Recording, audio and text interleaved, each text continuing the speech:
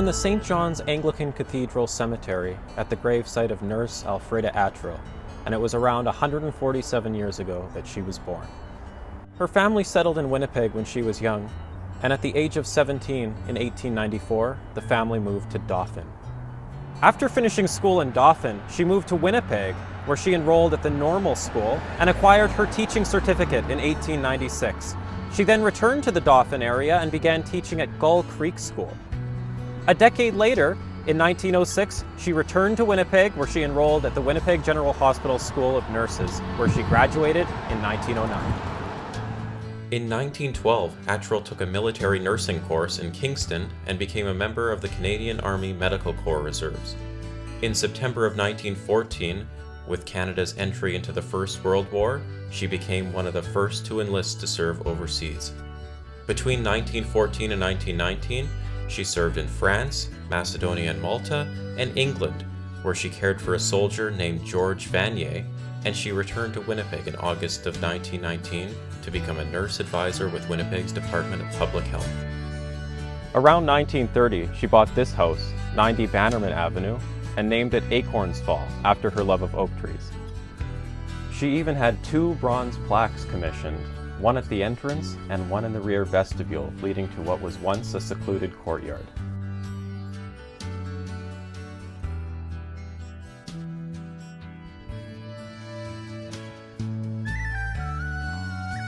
Virtually all the furniture in the home was made of oak, including the kitchen cabinets, cupboards, and the stairway, several parts of which remain today.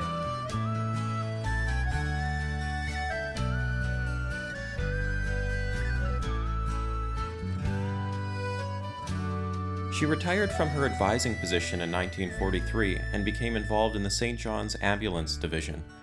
For her military service, she was awarded the Royal Red Cross Second Class, 1914 Star, British War Medal, and Victory Medal. For her work with St. John's Ambulance, she was proclaimed Dame of Grace and Dame of Justice in 1966 and 67, the former of which was presented to her by then Governor-General of Canada, George Vanier, the same man she had healed in war 50 years earlier. Since she had no direct descendants, at the age of 80 years old, she decided to purchase her own massive 7-foot-tall gravestone here, about 50 feet from the cathedral, and she was known to come and frequent the cemetery just to admire it. On October 14, 1970, she passed away at 93 years old at her Bannerman Avenue home, having completed a life of heroism dedicated to public service. I'm Kenneth Ingram with the Seven Oaks Historical Society. Thank you.